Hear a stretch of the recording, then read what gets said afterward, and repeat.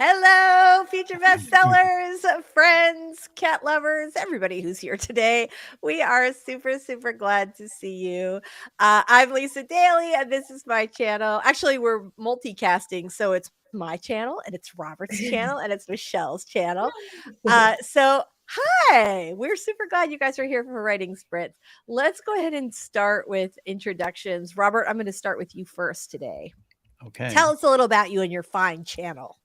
On my fine channel, still on hiatus, but it's the Story Detective, and I take various forms of storytelling, put it under a Sherlockian microscope, and break down the craft from writing, from art, from various forms of storytelling. My time during Marvel when I was a visual storyteller, and look at those things and hopefully give to the reader or the viewer that their journey will be easier than mine because there's a lot of stuff to get through. There is a lot of stuff to get through. Well, we're very glad that we have you, to give us such great advice.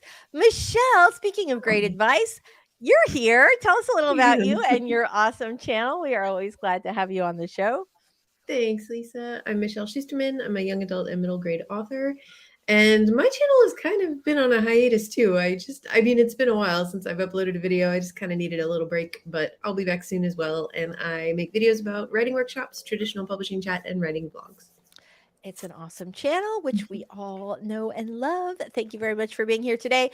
I am Lisa Daly. I write rom-com fiction with a sort of vacation-y vibe and nonfiction writing and dating advice. And on my channel, we talk about how to write a book you're super proud of and get it published. And I too have not been producing a lot of new produced videos, but I'm always really glad that we can talk to folks in the live stream and answer questions and do all that good stuff. And of course, get some writing done, which sometimes you really need that butt in chair, fingers on keyboard situation happening. So I'm excited to have everybody here today. Devin is here today. Hello, Devin.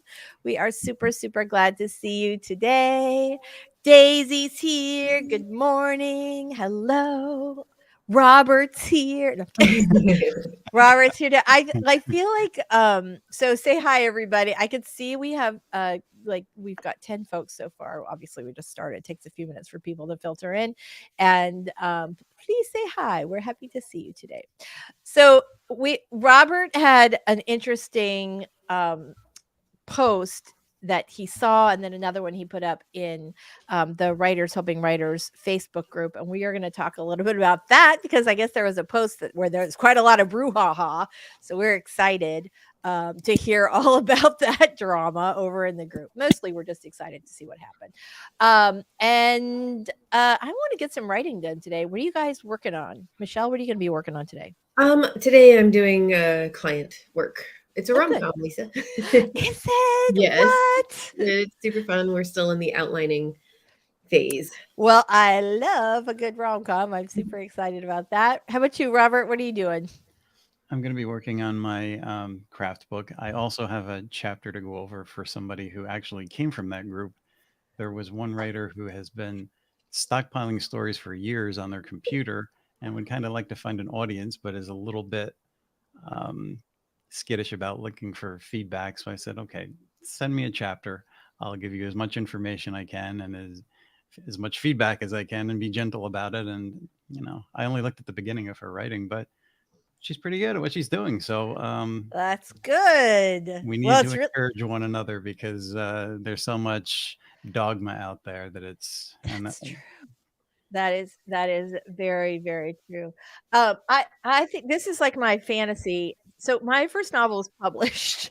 It's weird to have the fantasy of having a drawer full of unpublished books, but my first novel was published. And so I never had the drawer. Like every novel that I've written has been out, with the exception of the one that I was working on in the pandemic where I just could not make that bad boy funny. And so I have not, it's not like it's unfinished. I will finish it, but I just wasn't able to do it at the time. So yeah. So anyway, I'm a little jealous. Sometimes I know people have have like a whole stack of novels in the drawer, and I think like my little fantasy is to have that and like rapid release a crap ton of books, because once you've written it and then figured out how to write and story and all that, you can always go back and revise that stuff, but you've done so much of the hard work, which is kind of awesome. So ooh, look at this. Word Charm says, just want to say thanks, Robert, for the reminder to buy Anatomy of Genres. Currently reading it and already obsessed. Anatomy of Story is my favorite writing book, but this one is better. It's so incredibly jam packed. The thriller chapter of itself is 16 words. Ooh, now I'm even more excited. Yeah, well, let me say, I bought it. Let's see if I got it. I did too. I just haven't started it yet. Yeah, I did start it. I'll track it down. Where did I put the book? Anyway, I'll grab it after we do our warm-up sprint. I have a problem with this book. I know. I went like drama. I was all excited about it, and then I was like, wait a minute. So I want to talk about that, because I think that like the first part of it where I was reading, actually I think I started with the thriller chapter as well. I thought was fantastic, but there's part of that book that I do not think is fantastic at all. So hook, we'll talk about that after we come back. I'm super excited about that though. So yeah, I think that everybody was really excited about that book, and boy, that thing is a monster. If you don't care for the contents, you can definitely use it as a doorstop, because in a very windy putting it together. So he spent some time with it. Oh yeah, it's very detail oriented, and I think it's got there's a lot in there, but there's also some stuff that's not. Okay. All right, you guys, let's go ahead and get started with our first 5-minute warm up. Let me just grab this. I try to be good today and get the timers up ahead of time. We'll see how that goes. Okay. So in this first sprint, we're going to take 5 quick minutes. You'll see the timer up on the screen, and we are going to use this time to get our documents open, get your, giant thing of vat of iced tea, which is what I'm drinking today, or do whatever it is you need to get ready to write. So here we go, everybody. We're going to get started in 3.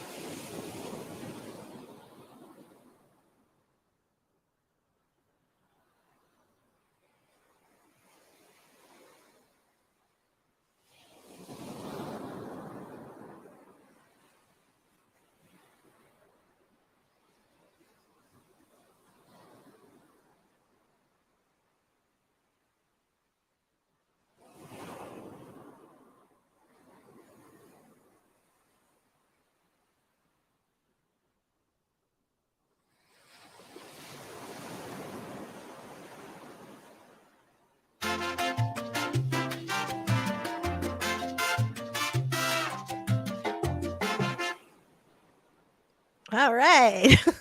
Let's go ahead and get this up. I think hold on, I've got you. There we go. So how'd everybody do in the warm-up? Good.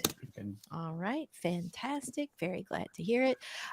Okay, everybody in the chat, let us know what you're working on today. We are super psyched.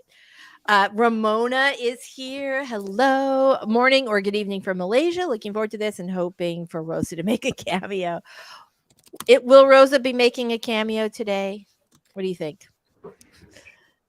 There she is. There's our sweet Rosa. Hi, sweet. Odin is off to the doggy spa today. He's way overdue for a haircut. So he'll look a lot less like a mop next week. So we're very excited about that. So I'm trying to decide, what do you guys think we should talk about first? Do we want to talk about my issue with anatomy of genres, or do we want to talk about the brouhaha in the writers helping writers group first? We'll talk about them both. Who wants to go first? Anybody? Yeah, she's like, yes. Let's talk about the problem with Truby and are you dying to know? The other one seemed like a longer subject, and the Truby stuff could turn into a long subject, but let's see what it is. It could. It's not I think the issue is not that it should be a long subject, and it's not. So you will notice that Truby has many, many genres on the cover, right? We've got Western, gangster, fantasy, thriller, detective, love, horror, action, myth, memoir, all the way around. And I thought that the detective and thriller and even fantasy sections were really good. But the love section, which, as we know, is what I write, I found, first of all, he says love instead of romance. And and here was my issue. One, romance is the top selling genre of all genres in book sales. So it should be covered. Romance should be covered, is my theory. And so I was reading and I think I probably did what a lot of people do, which is to go immediately to the section that I write. Yeah. When I got the book, right? I think most people do that.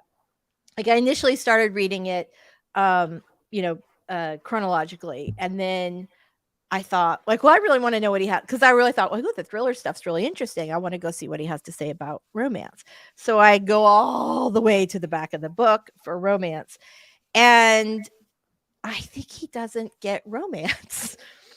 One, it's small. And two, you have a lot of I think he confuses the idea that a book like a thriller could have a romantic subplot versus a book where romance is, is the primary plot. And as he does in many of the other I think all of the other genres that he talks about, he gives you examples of different kinds of books. And there were a number of books. And again, I just sort of glanced at it because obviously I write romance, I read romance. So I really didn't need a lot of examples of what romance was. I feel like I'm pretty clear on it. But I happened to notice that The Great Gatsby and Casablanca were both on the list of examples of love in novels, film, and stories. Now, I will let him off here on a technicality because technically he said love and not romance. But The Great Gatsby is not a romance. Right.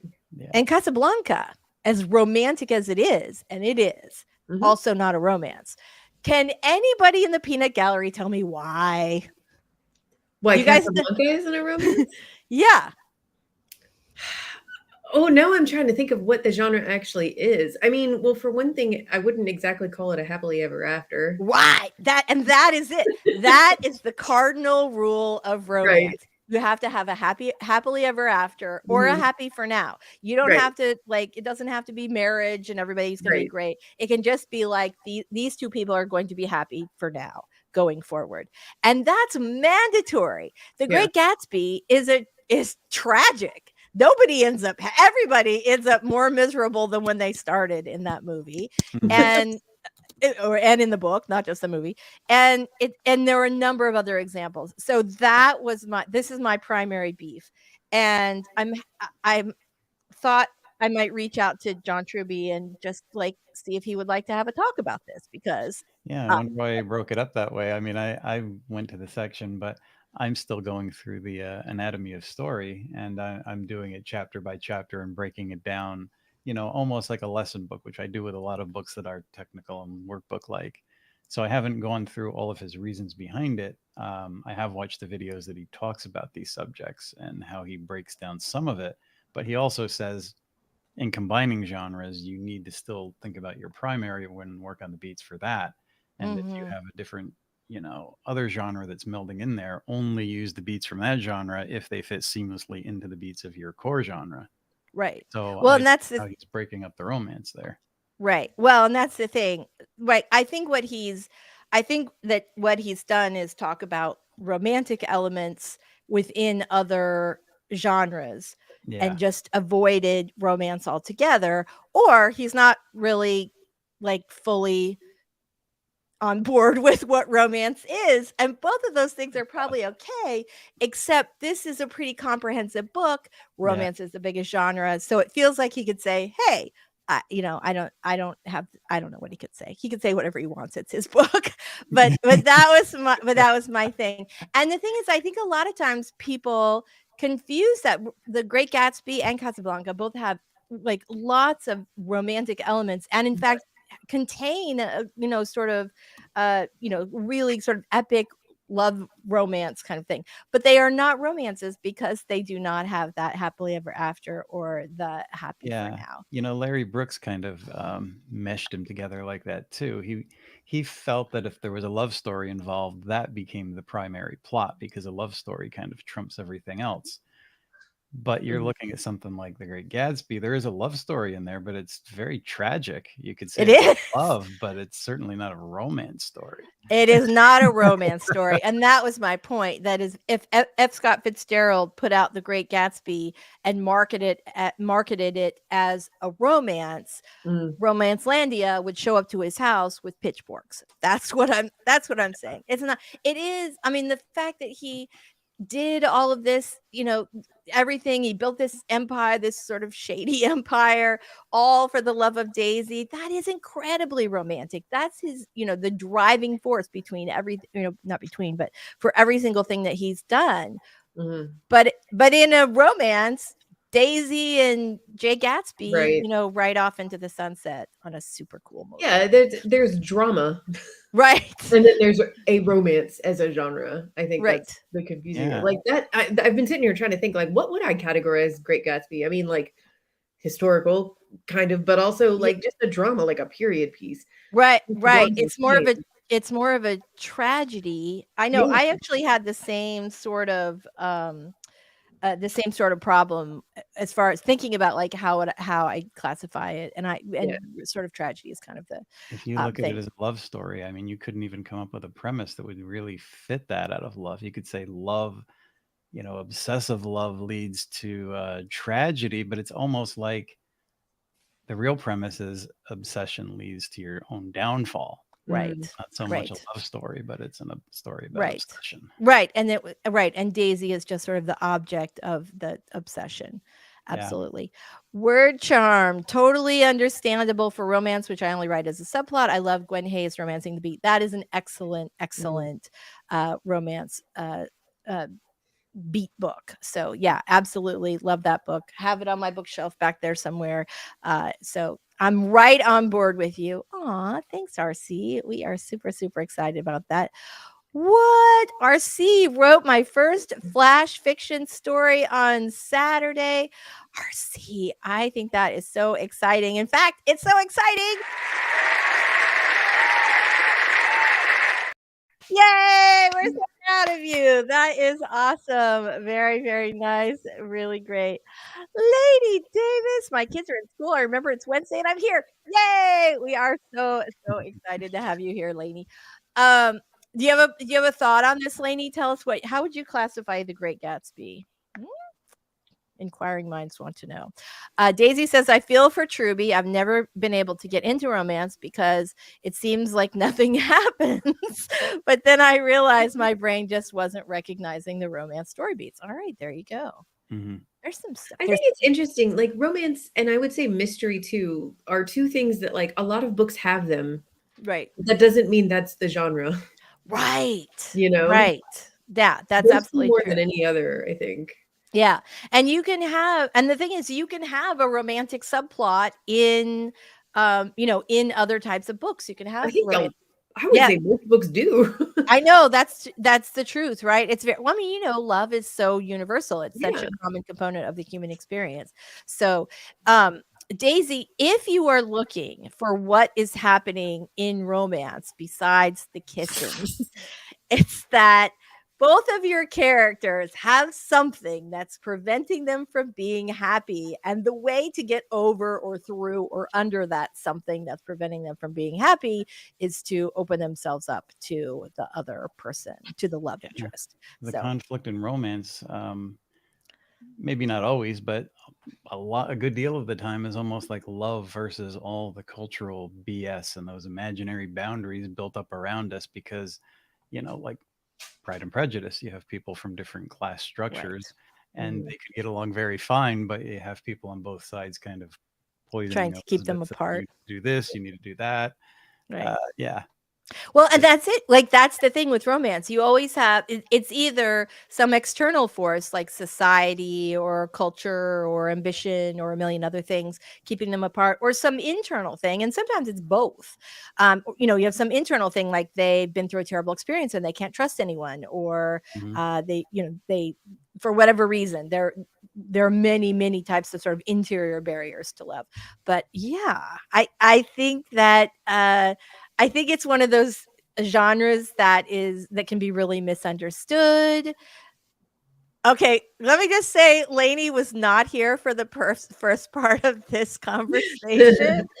So, Lainey, let me just catch you up.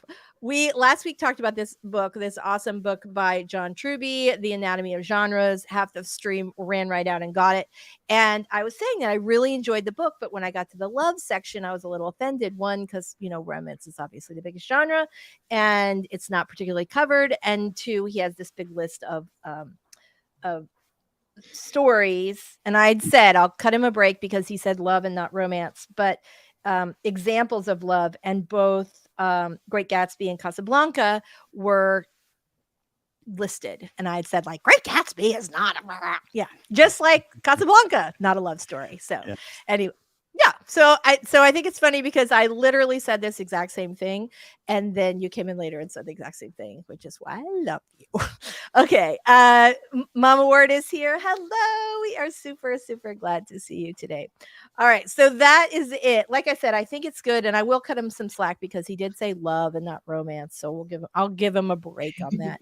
But if you are a romance writer looking to this book, I'm going to say start with Gwen Hay's book first, Romancing the Bee.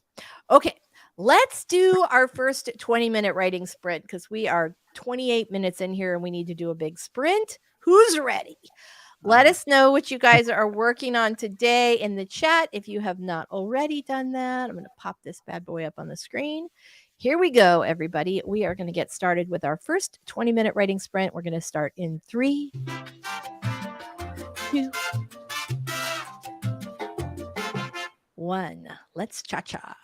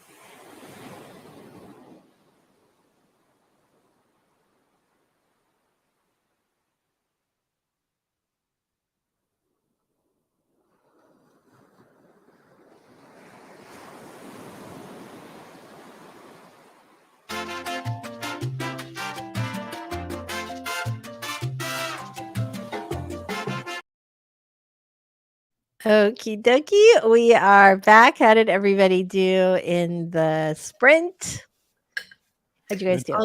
I'll be honest, Rosa was harassing me because 8:30, our time is around when I take her out in the backyard to do a little ball time, and she is a creature of habit, so I had to just take her out. That happens sometimes. When I was gone for like a week on vacation, and in order to cheer up Odin, the horror geek started taking him out for a walk every night after he ate dinner, and like an extra walk, a bonus walk. Yes. And now, like, as soon as Mike is done eating his dinner, the dog is like, let's go. Like, Yep. right, this is now a rule. We do this forever. And Yep. yeah, it's kind of funny.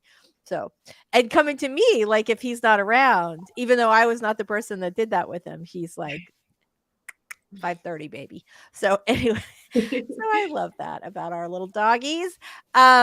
So we have some folks who popped in, and we had some really interesting comments here. Ramona says, I love romance novels, literally read 100 of them, but I end up feeling bored when writing them compared to writing sci-fi and fantasy. Anybody else in this situation? I'm fascinated by this. I know, right? Really cool.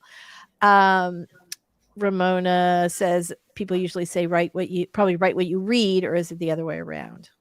I don't know. I think a lot of people write the kind of books that they love, but I think also there are a lot of people who write in genres that they don't like because they think, in fact, I know this is a fact, because they think that certain genres will make them more money. So like, oh, I'll write romance for the cash, or I'll write mysteries for that's the cash. always a great reason to Yeah. I know. I used to work with I don't want to say this, like, I used to work with a literary writer who decided he was going to write mysteries for the moolah. But he also sort of felt like it was beneath him. And you could tell when you were reading his book, like, because he was a literary writer. Yeah. So yeah. I mean, like, if you feel like you're above whatever genre you're thinking about writing in, you should not write in it. And also, if you think you're above writing commercial, accessible fiction, you're not good at it. Sorry. Like, people can tell when you're like talking down to them. Yeah. You know, Yeah. If you think it's just dumbing down your prose, then it's not going to be very good, in my opinion. No, I agree. I actually completely agree with that. Doll is here. Hello, Doll. We are super, super glad to see you today. Mentioned that Dal's book is finally up for pre-order. What? Oh my gosh. Do we have it? Dun dun dun. We don't have it. Would you do me a favor, Robert, and drop that in while I'm going through the comments? You drop that into the chat so everybody can take a peek at that. Mr. Vlandus is here. Very nice to see you today. We are super glad to see you. Word Charm says, from skimming, it seems like the section you referenced mostly includes novel where love is the first tier genre, but also some where love is the second tier. Right. So the genre or the subplot. Yeah, and that would be great. He should distinguish those two things, I feel like. So, but again, I really enjoyed the book. I do not want to, this is obviously my genre, so I'm like, but I think the book is a really valuable resource, and you can see it's already a little dog-eared, and I haven't even had it very long. So there you go. So yeah, I think it's excellent. I just in that particular section, I wanted more, and you should never leave a romance reader wanting more, at least not at the end. Okay. Book Lover says, I love writing my fantasy project, but can't imagine what belongs in a romance book besides the kissing and the bonding. There's some other stuff, but that's a good start.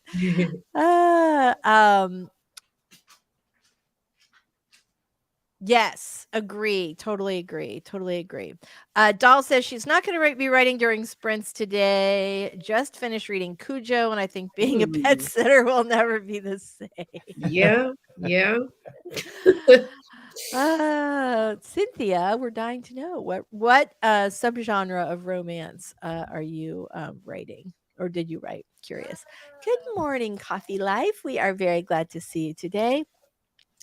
Doll says, I can't imagine writing romance for the cash because I don't understand how romance actually works. It's quite difficult. It definitely can be for sure. Um, I spent 2 hours last night reading a 70-word sentence paragraph in a sort of extended trance. Today, as I read it again, I realized I had to scrap it all. Ooh, that's frustrating. Keep at it, though. Try again. Oh, thank you very much. Okay, Dolls, Story Detective has just dropped Doll's link in the book, and I'll be sure to add that in the show notes as well. Aw, ditto. Yes, yes, this is exactly why I love romance. This is exactly why I love romance. Okay, so we have a discussion today. Robert, tell us what happened in the Writers Helping Writers Facebook group. Well, this is kind of an interesting thing that I'm kind of seeing with people, but it began with a post where this person said, you don't need editors. You can perfectly well edit yourself, do everything yourself. And there's numerous people making millions of dollars just following this path. And he listed a path of things to do that we kind of all should be doing anyway. It wasn't all bad advice, but some people didn't take kindly to this, and the post got kind of hostile and was removed. So I wrote a post and I basically said, there's a lot of people out there, especially in today's economy, that can't afford expensive book covers and editors. And it's something that a lot of people were commenting on. And most people, while they appreciated the post, some even got hostile over this, even though I said there are plenty of YouTube videos that compare different artists from Fiverr. There's some really good covers out there that you could get for as low as $30, which Mm-hmm. are from somebody with a sense of design, which is a lot better than taking a stock photo, slapping a title on it, and Right. putting your book out there. This can help when people are scrolling. I also said not every editor is going to charge you thousands of dollars and drain your bank account. There are lots of people who would like to help, and you have to do your research. And there's a few people that are like, reading this seem like, everything is so hard that I'm going to dump my entire hard drive just reading this post. And I'm like, Oh, you're saying you no. don't want it to be hard, but even when people are pointing out an easier, affordable way, it's in people's heads to such a degree that you're kind of suffering over your suffering. So no matter what people are telling you, oh my God, it's hard, and I'm just going to collapse because that's the way it is. So you're making it kind of hard for yourself. And I'm thinking, shouldn't we start a revolution against the dogma and the BS out there? Because we're supposed to be helping one another. But if you can't even give advice that leads you in the right direction without upsetting people, that's really a bad situation for writers. It, it is. I mean, part of the challenge is that there's no right answer. And so, right. And so, what works for me is not necessarily going to work for you, it's not necessarily going to work for somebody else. So, and people, benefit from different types of services at different times in their careers. If you don't have any money to pay for an editor, but you want to get that book out, well, you're going to have to just do the best possible job that you Yes. can with editing the book, or trade with a friend, to do it barter, to do editing services or some other thing that you're good at. There's always a cheap way to do, or a free way to do things. And Right. Vanessa Vale, if you guys are not familiar with her, she has like this Thrifty Tips for Authors book on Facebook. And this is a woman who's pulling in seven figures writing cowboy romance. And she has so many great ways in her Facebook group and in her course as well to do to promote your books in a way that is free or cheap, or to write them and all that, just to save money kind of all throughout the process. But it can be stressful. So so tell us the rest of it, because you commented. Well, the comments being, I have written stuff for this group and on my Facebook, or YouTube channel, and you talk about craft, and you also have a division there, because so many people have an idea that, you get a guy like Stephen King saying you don't need any of this. But that's the other problem. I see so many people, and some are very good writers, but nothing that's up front is really formatted in a way that's going to encourage people to buy that book. It's more Yeah. like this person did this person did that, and they're going to face a big dilemma. It's like, well, show us the dilemma. Don't tell us about it. And Yes. That's always good. Show us the dilemma, don't tell us about it. I looked at one recently and I'm like, this person shows a lot of potential in writing, but doesn't know how to get the story on the page. And that's a big problem. If you Mhm. don't know any of craft and you're doing all that on your own, you're going to reinvent every single wheel out there and make the same mistakes. And how many books is that going to take you before you get Right. discouraged? Because that's the road that leads to people being discouraged. I mean, the book that I'm writing now is talking about editing and breaking through a lot of that stuff. And I hope it'll help some people, but it's not going to help everybody because some people aren't going to want to read it because it's going to be lumped in with so much BS that, don't tell me what to do. And I don't care. I'll just go my own way. Yeah, it is challenging just because there are so many different perspectives on the right way to do things. Just like here, I mean, one of the things I love is when we have questions from the folks in the chat about how do you approach this, and we all maybe have a slightly different answer. Sometimes we all agree, but sometimes we all have kind of different perspectives on the same Mhm. thing. So guess who's here? JC is here. Hello. We are super, super glad to see you today. Dahl says, I could never publish without my editor's service. They helped me with everything, including formatting, cover design. They offered the entire thing, and it was affordable to me.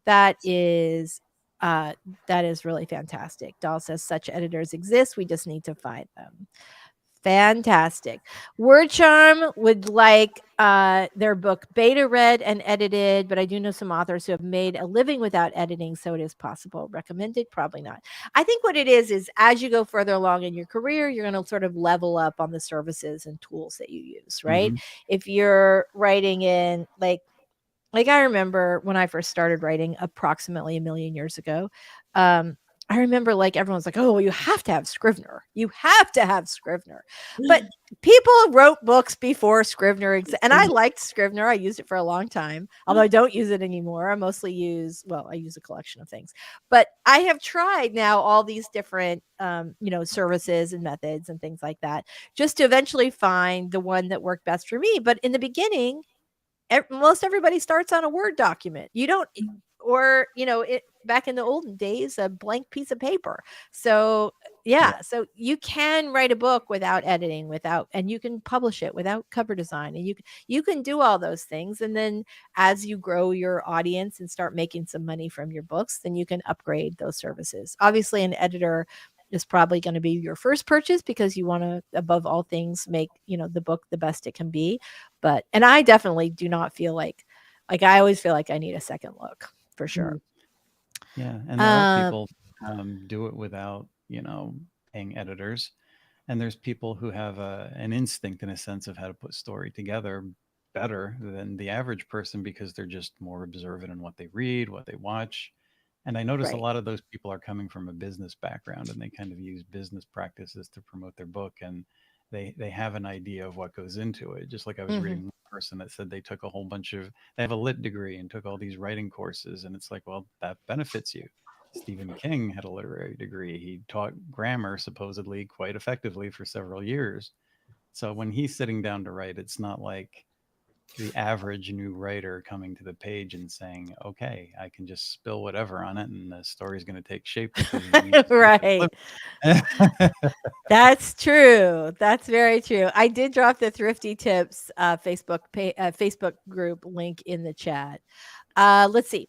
So Kanashi says, as someone who can't afford an editor, I'm researching every blog and editing manual and style Hmm. guide I can to edit my work the best I can. That's exactly what I did in the beginning. I didn't know anybody. I was absolutely broke. Yep. So yeah, that's what you have to do. Yep, absolutely. And that is a really good way to do. I think if you're being really careful, and obviously your 18th book will probably be stronger than your first book. At least we hope that's all true. Yeah. But yeah, I think that's the best thing that you can do. There is a book that I read 100 years ago, and now I can't even remember. I think at the time I remember thinking it was really good, but I don't know if I would still think of that now.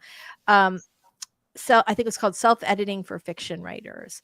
Um, and I know that book has made the rounds for a long time. And I remember really liking it at the time, but it's been a while since I've edited my own stuff. And so I haven't revisited it, but that might be one to check out. Yeah.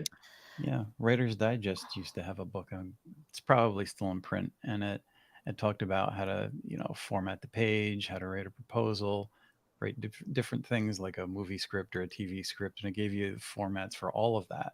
Mhm. I think Mhm. people being so dependent on the tech now that when they write in a Word document, they have no idea how to format it, even though it's a simple thing to put the 1-inch margin and the double Right. spaced, and it's not. It'll just be all over. No. Yeah, that is be sure that you're formatting correctly. I just did a developmental edit for a book that was not formatted correctly, not even close.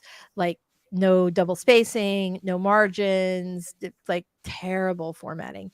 And I normally would not, like I said, hey, before this is submitted, it's going to need to be properly formatted, and sent them some formatting guides. But Mhm. the impact that it had on me to read it Yeah. in that state where the formatting was so bad, and random things like the quotes done improperly, and like it was so distracting. And it's funny because there's a quote by um, Coco Chanel, I think, or at least it was attributed to Coco Chanel, and it's dress shabbily and they notice the dress impeccably and they notice the woman. I've just probably butchered it. And I think it was quoted in a movie, but I think that this is the same for editing and formatting in Mhm. particular. That if your formatting is correct, then, or mostly correct, then your story can shine. But if it is a disaster, it's really hard to just get past the formatting. Yeah, So, and you can't rely on your editor or formatter to do that, because if you're looking for an editor, just like a publisher, if they see something that's really sloppy, they're going to think they didn't even research how to format it correctly. So, what I tell them is probably going to go in one ear and out the other, because they're not even helping themselves at this point. That's the mhm. impression that it gives, even if you're trying really hard. It's not hard to format a written page. True, true. All right, we're gonna get to some more comments when we get back, but we definitely want to get another 20-minute sprint on the books. If you guys have a writing question that you would like us to answer, we are happy to jump in on that. Just go ahead and drop that in the chat. All right, everybody, we are going to get started in 3.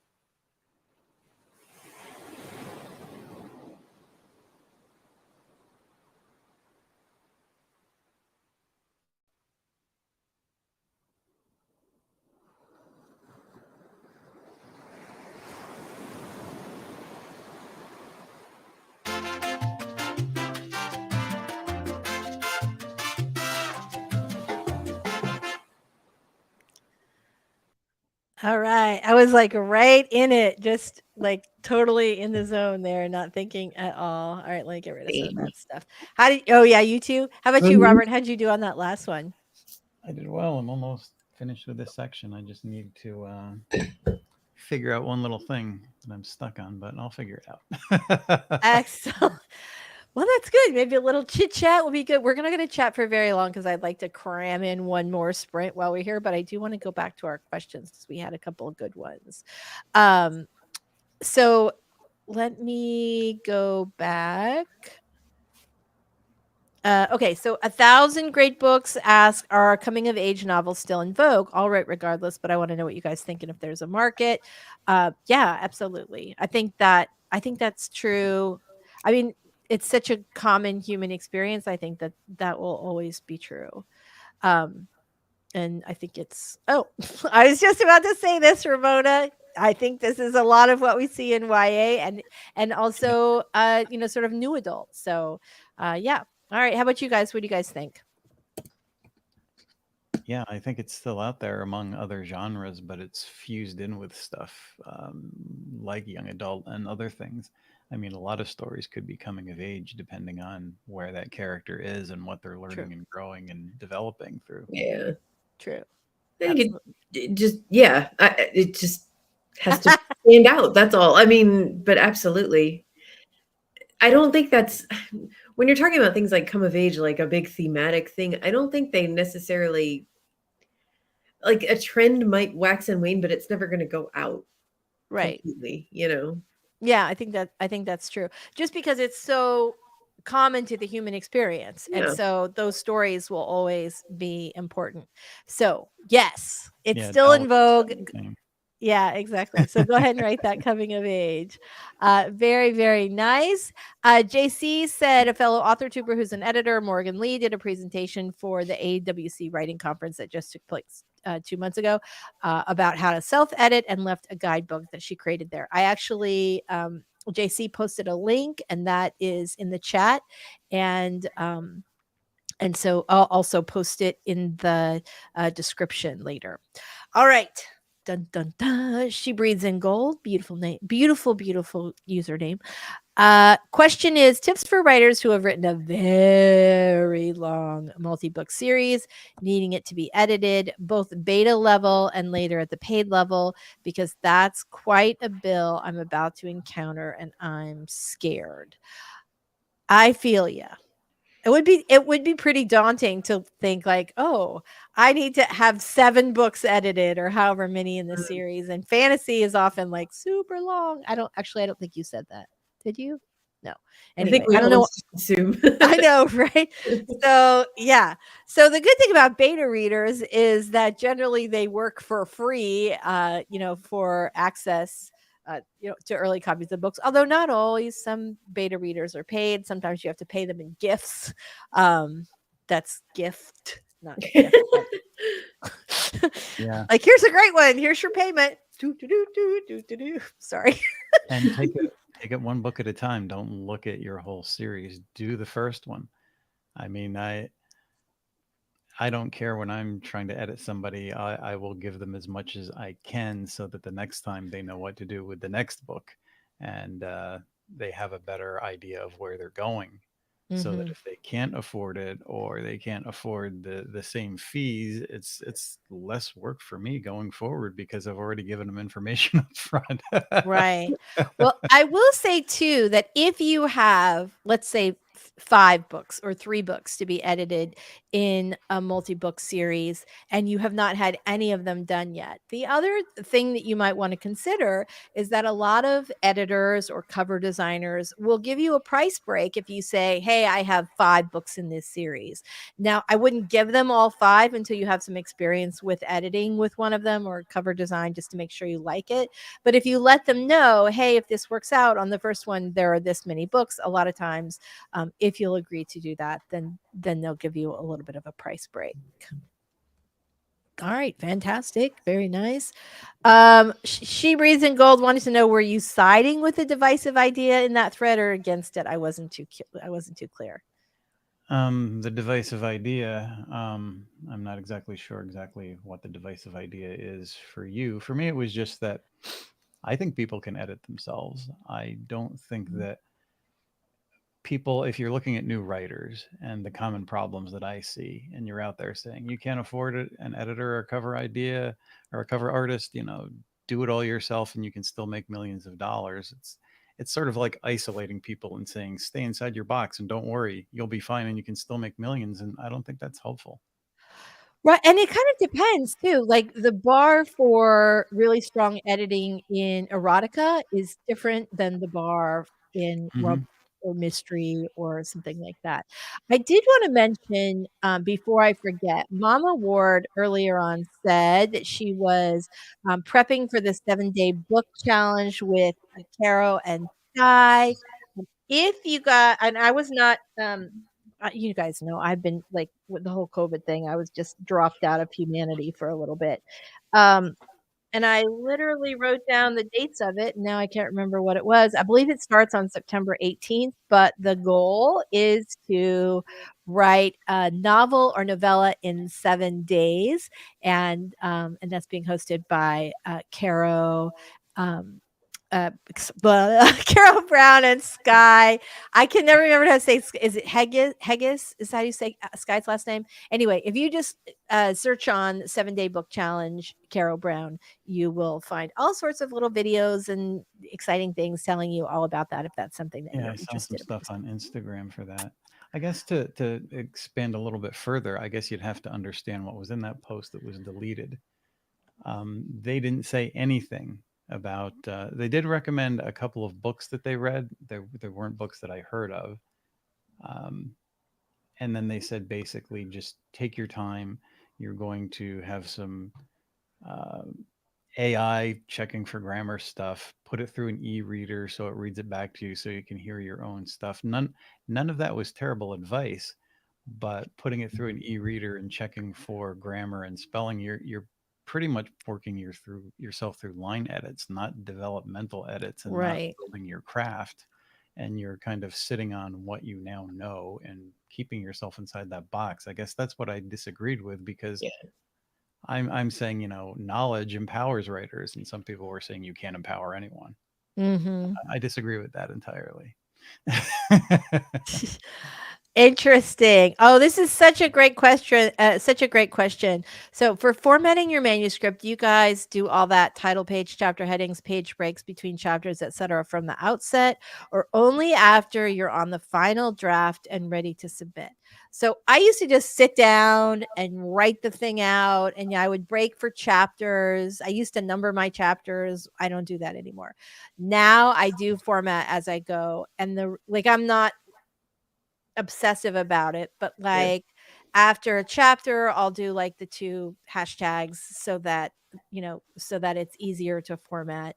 And I don't number the titles because I, like all authors at some point in their careers, I have spent too many hours renumbering titles and only to find out that I had 2 chapter 12s and had to go back and do the whole thing again. So now I just say chapter, chapter, chapter. And then I can just go through and do a search and replace and put the numbers in at the end. But yeah, I do. I mean, again, it's not like a super tight formatting, but it's, I'd say 90% formatted as I'm writing, just because I just find it easier than going back and doing it later. How about you guys? What do you think? If I'm working in Word, then I just format it from the beginning because it needs to look right to me, if that makes sense. No, I totally get that. But I have a friend who she's very particular about fonts and she hates Times New Roman. It just irritates her to look at it. So she will write it in a font of her choosing and then just like flip it before she sends it to her editor. Yeah. And that's like perfectly Yeah. great too. I mean, I also do not care for Times New Roman, but I will often write my manuscripts in Georgia, which is also a serif font, but it's a little like rounder Yeah, font, yeah. and I find that is easier to read. But all the stuff like double space and things like that, that helps you too when you are Yes. reading through your own stuff. it helps tremendously to have those margins and breaks between lines for sure. Devin answered a question. Thank you very much, Devin. We appreciate it. Dun, dun, dun. Doll says, thanks for asking. I did have the first chapters up on Coffee and Patreon back then. I think it's still up, but if you want to send me an email. Oh, that's so sweet. Doll, that would make a nice like little newsletter hook, wouldn't it? Yes. All right, it's 12:37. If we're gonna cram in one more sprint, and you know we are, we should start right now. Right? Yes. Back to a Thousand Great Books question about an inciting incident. Call to action a third of the way through. We'll just put off readers when we come back. Okay, that's good. Understand those inciting incidents and where they actually go and what an inciting incident is. I wrote a whole dissertation on this. All right, so we're going to talk about that, and Michelle is going to answer this question. We hope when we get back. Very, very nice. Before we go, one more thing. Lainey, who's written approximately 1 million books, writes in Scrivener, then exports to Vellum, and doesn't really worry too much about formatting. Well, there you go. Very nice. I am now exporting to Atticus for the same reason. Like, I don't have to worry about stuff. Like, it formats a lot of it. But the little hashtags at the end of each chapter and creating chapter titles that are like H1 titles helps make that super, super smooth so that I don't have to go back and do that. I can just do it right from the beginning. I'm using Scrivener now in a template for a nonfiction book for the first time. I don't know how it's all going to come together when I combine it in the end, but looking at some of these other things for formatting might be an interesting way to go. I usually don't use these type of template things. You know what? I keep meaning to send you this. I think I told you I was going to send you my self-help outline, but I'm working on on how to write a self-help book now, and I'll have to send it to you, and you can be my guinea pig this week. Okay. I'm not quite done yet. I'll have to send it to you after I'm done. Okay, let's go ahead and get to our sprints. We want to do one more round, and then we'll come back and answer a couple of quick questions, and then we will be out of here. All right, everybody, here we go. This is our very last sprint. Make it a good one. Starting in 3,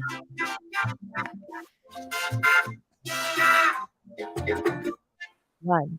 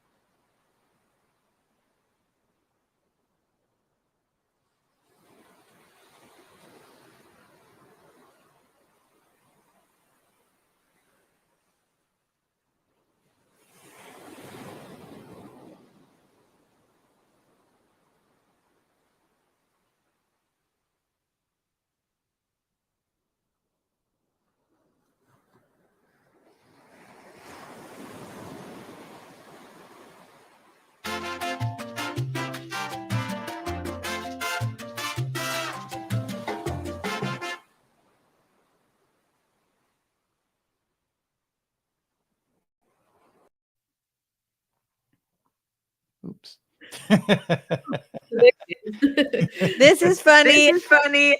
I lost the I lost stream. the stream. Somebody's got an echo. Somebody's got an echo. Hold on. Hold on. It's Michelle. Oh shoot! What do I do? I don't. You just close the window. You can just close the window where you have not the StreamYard window, but you must have the stream up live somewhere. All right. All right. Hopefully. Dun dun dun. Okay. So Gail's question was, could Michelle comment on the state of the middle grade market in trad pub these days? You want to go ahead and do that, and I'll track down the other question.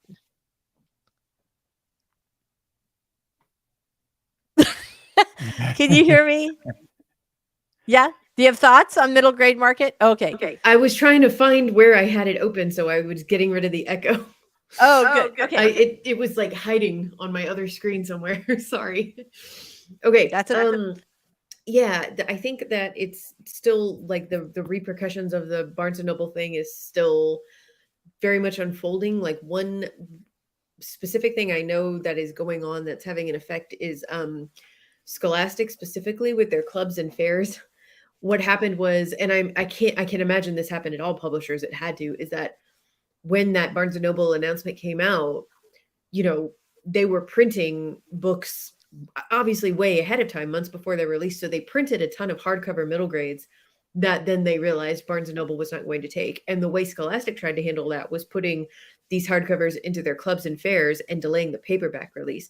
And that has had a terrible effect on a lot of authors, because the whole point of clubs and fairs is that it's cheap, and hardcovers are not cheap.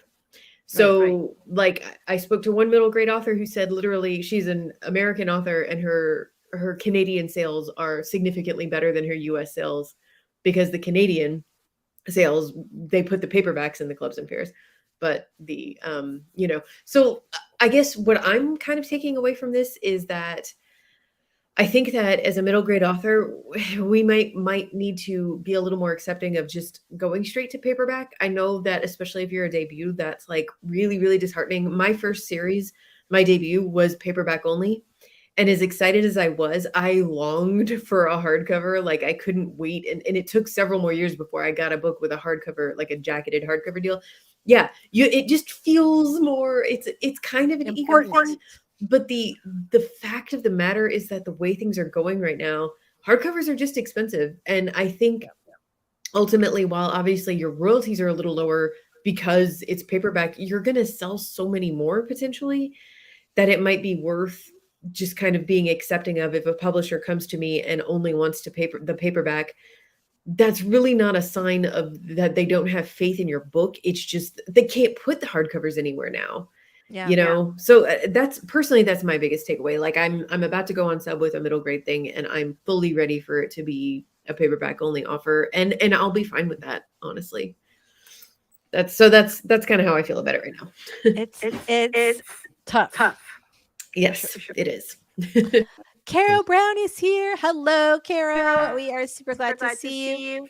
Oh, thanks. We definitely still have an echo. Michelle, you must have a second window open, because when I mute you, it goes away. All right, so wave your hands really big. We're going to be going. You had another question, Robert. What? Tell me where it was. Do you remember? I have two questions over here, and I'm not going to be able to have time to answer them effectively, but I'll try to condense it. The one was about the call to action inciting incident. Now, inciting incidents, they're kind of misunderstood and tough, but within that first, in general, within the first quarter of your story in the setup, there's three. There's a hook in the beginning. That call to action is sort of right in the middle of that quarter. And then you have the one that sort of gets the problem really big, that launches your main character into the core story and taking some kind of proactive stance. So there's really three, but yes, close to the middle of your first quarter would be your call to action. And the other question is about philosophical stakes. I saw that one. Looking for books on philosophical stakes it's not a popular subject or an easy subject, because the philosophical stakes are your thematic statement. for your whole novel, because that's the undercurrent, whatever that philosophical theme is what you're dealing with through the actions of your main character. It's not something you're hitting the audience over the head with, but through the actions, your philosophy is sort of there for them to pick up and take on for themselves. And everything that your main character does is sort of an action against those philosophical stakes, if you think about it. Very, Very nice. nice. All right. All right. I'm just muting you for a second, Michelle. That is a really great question. Word Charm, thank you so much for, we can actually go into this a little bit more next week. But for now, we are out of time. But you guys have been awesome. I'm so glad you guys were all here today. And be sure to join us next Wednesday at the same time, 11 a.m. to 1 p.m. Eastern. I am going to a writing retreat tomorrow, and I am super excited about it. I know, right? It's gonna be fun. That sounds great. Okay. So let's do our outros really fast. I'm going to stop talking so Michelle can talk. Michelle, tell us a little bit about your awesome channel. I keep muting you so I don't overlap on you. So now I'll be quiet. You could talk. Tell us about your awesome channel as we say goodbye. All right. Well, I'm sorry about the echo. I closed everything. I don't know what's going on, but I'm Michelle Schusterman. My channel is Writing Workshops, Traditional Publishing Chat, and Writing Blogs, and I write young adult and middle grade books. Thank you, Lisa. Thank you so much, Michelle. You are awesome. Thank you so much for being here today. Robert, give us a little outro. Tell us a little about you before we head out. Well, my channel is The Story Detective, where we take a lot of these subjects and different forms of storytelling, put it under a Sherlockian microscope, and break down the craft for you, the viewer, in hopes of making your craft journey easier. There's some things here in this discussion that I'd like to make some future videos about, actually, because they are things that need to be addressed more fully. So stay tuned. Stay tuned. All right. Well, and thank you so much, everybody. I'm Lisa Daly. You guys have had some amazing questions. This has been such a fantastic stream today. We will see you guys next.